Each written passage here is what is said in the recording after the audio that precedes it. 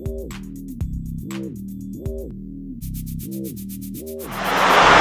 up, world? It's your man, MrSan44Man, seen in over 100 plus countries around the world. And you're tuned in to the Detroit Raw Weekend version, only on YouTube.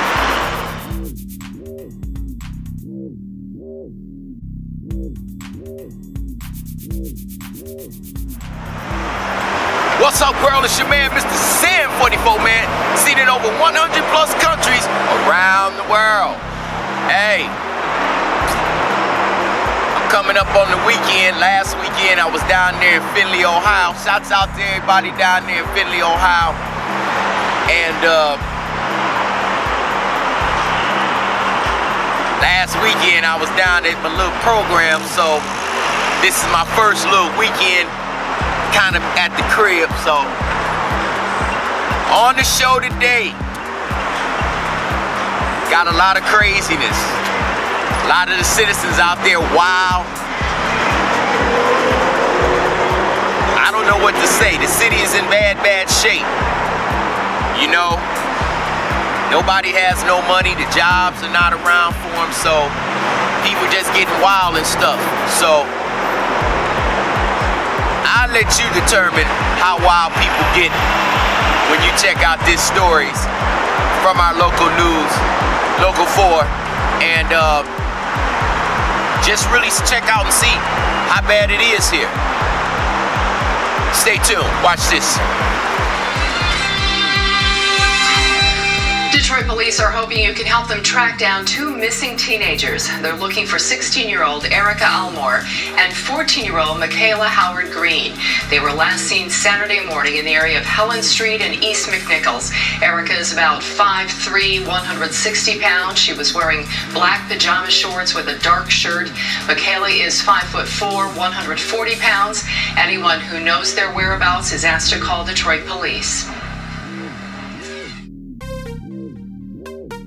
She's wanted for attempted murder. The FBI and Detroit police have been looking for 27-year-old Shamika McGee since late last night. We're told she stabbed her ex-girlfriend, then kidnapped the woman's 3-year-old son.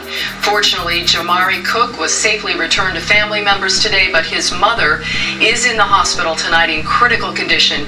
McGee was just released from jail in April. She on this table. She needs to do what she gotta do, turn yourself in. McGee is 5'9", 140 pounds. She was last seen in the area of Hamburg and Gratiot. Anyone who knows her whereabouts can leave an anonymous tip at Crime Stoppers. The number to call, 1-800-SPEAK-UP. The video that made Metro Detroit cringe. 4 people caught on camera beating 2 men at a Detroit gasoline station, and one of the victims, a military veteran. Fox 2's Amy Lang was in the court today as one of the accused faced the judge. This is Don Rico Hawkins, 32 years old, accused of punching a 64-year-old man, reportedly a veteran, in the face at this gas station. When that man's 58-year-old friend tried to help, Cortez Hawkins and Juan Hawkins reportedly jumped the friend. Investigators say the 3 Hawkins boys proceeded to beat and kick the victims in the head, all over their bodies. The 64-year-old unconscious, bleeding from the mouth and head. Fortunately, now he's home from the hospital and recovering. As for Don Rico, police say he took off on foot. Cortez and Juan were driven away, police say, by 28-year-old Dominique Neal. Only Don Rico Hawkins was arraigned on this day. Count 1, also count 2. Assault with intent to commit violent harm, less than murder. And it turns out Don Rico was a wanted guy for felony firearm and carrying a concealed weapon, being a habitual offender, and that was 10 years ago. It's not clear why he wasn't locked up then when he was remanded to jail, but he's been remanded once again. Plus, there's this. Court is going to set bond in the amount of $1 million, cash or surety, no 10%, no early or administrative release. So 2 cases against this guy, one from 10 years ago, and the current one, plus he's being held on $1 million bond. Looks like he's not going anywhere. In Detroit, I'm Amy Lang, Fox 2. Down an injured deputy, a carjacking, a frantic search, and finally, an arrest. Abraham Pearson is accused of causing a whole lot of trouble in the span of just a few hours. Today, his case went back to court, fortunately without incident. Sean Lay reports on a big decision made by the judge today. Abraham Pearson back in the building where he made a violent escape a few weeks ago. This time he goes into the courtroom and does not try to escape. Abraham Pearson in court and surrounded by sheriff's deputies. Extra security for the man who's accused of stabbing a sheriff's deputy, stealing his uniform to somehow escape from the Frank Murphy Hall of Justice. Local 4 cameras were rolling when Pearson led police on a wild chase through downtown Detroit. Pearson carjacking a woman, and hours later, our cameras showing you again how police finally caught up with him. Pearson was trying to avoid a 15-year prison sentence for carjacking a year ago. Now he's wearing a red jumpsuit. His attorney says he's being kept in the psychiatric area of the Wayne County Jail. His attorney also says Pearson is non-responsive when he met with him this morning. I asked him what that means. He was responsive to questions in that he answered them. The answers were not necessarily responsive to the questions.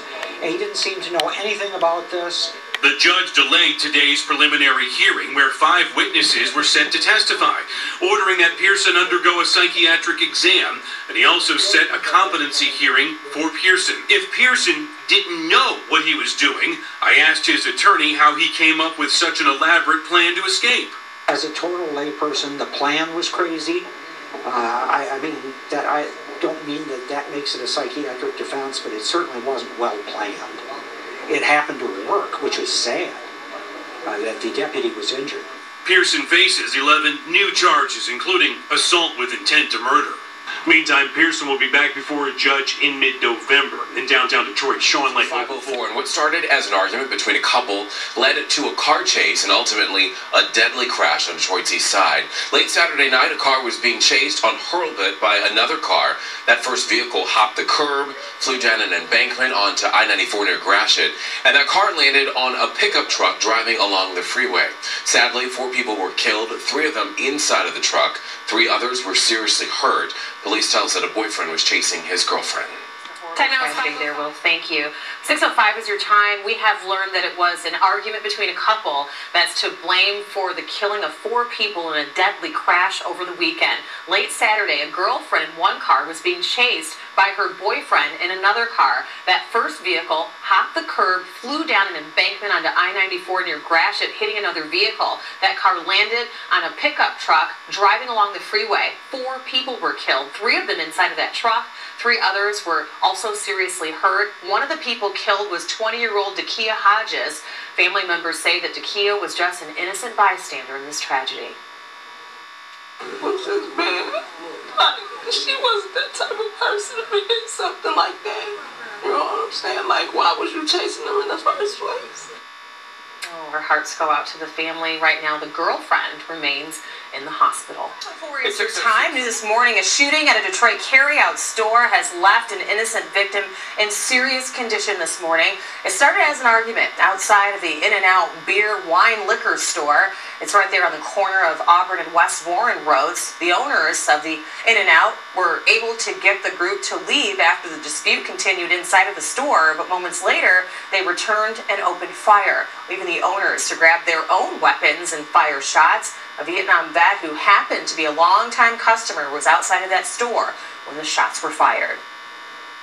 He's an older guy, about 70 years old, real good guy, and it's a shame that happened to him. He was just up here trying to get some food, trying to make dinner for himself, and I don't understand why that would happen to an innocent guy like that. Hopefully he'll pull through for us. And we certainly hope so. The owners do have a concealed pistol license, but police confiscated their weapons. They're still looking for the attackers. Watching Local 4, home of ClickOnDetroit.com. WTIV Local 4 News Today at 5:30 starts now. New this morning, a scare for employees of a local business. Their building nearly turned into a death trap. Our top story at 5:30 is one you'll see only here on Local 4. 2 mysterious men target a local business, apparently intent on getting some revenge. Local 4 Sean Lake joins us live now with details. Good morning, Sean. Still learning details early this morning, Evrod and Rhonda. Good morning to you. You're right. Only on Local 4 this morning. Listen to this. Look at this huge steel door to this business to try to protect the door and to try to protect the business from break-ins. But a few hours ago, a couple of guys tried to firebomb the inside of this store with the employees still inside. Those suspects came out and they closed the door on the guys inside, hoping to burn them alive. alive inside their own store.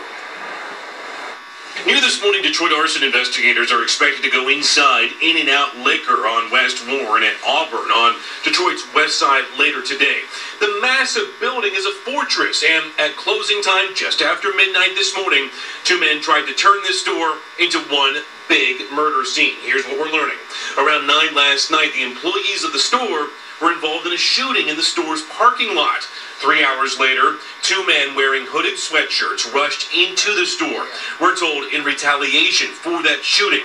Both men were armed with 40-ounce beer bottles turned into Molotov cocktails. They tried to firebomb the store, and they rushed back out, closing this massive security door behind them, hoping to lock the employees in and burn them alive. The employees safely got out of the store using another exit. All right, back here live on Detroit's west side, you're looking at two different security cameras here on the outside security cameras, I'm told by investigators, also on the inside, capturing this wild scene here overnight. So investigators will be reviewing that footage. They're still looking for those two suspects who tried to firebomb this location. On the west side this morning, Sean Lay, Local 4, Everett Ronda, back to you. All right, Sean, thank you. Now, we're following breaking news from Detroit's west side for you this morning. That's where one person has been killed in a shooting. This is video just into our newsroom of the scene on Evergreen. That's near West Warren. Police not saying much right now, but again, we do know that one person has died.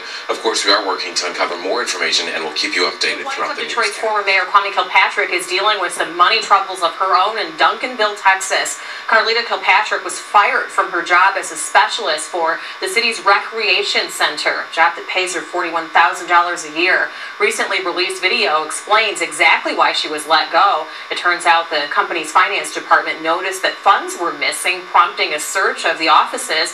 A lockbox of cash was found in Carlita's desk, totaling $341. In Washington. Yep, see, there's a lot going on out here. You know, a lot going on.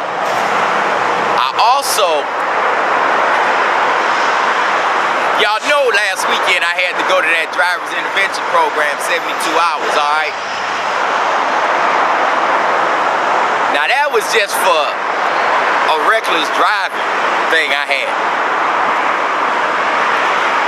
Check this cat out. And I'm not even gonna tell you what's up. I'm gonna just let you see what's up, because actions speak louder than words. I'm gonna let you see what's up. And this truly will show you drinking and walking don't mix. At least for this cat. Check this out. Boston subway riders are being credited this morning for saving the life of a man who fell onto the tracks, and it too was caught on tape. Look at this. You can see the 33-year-old man walk right off that platform, fall onto the tracks below. A few seconds later, several riders jumped down, lifted him back to safety. He's a doctor. He said he just passed his medical board test and had a couple of drinks to celebrate.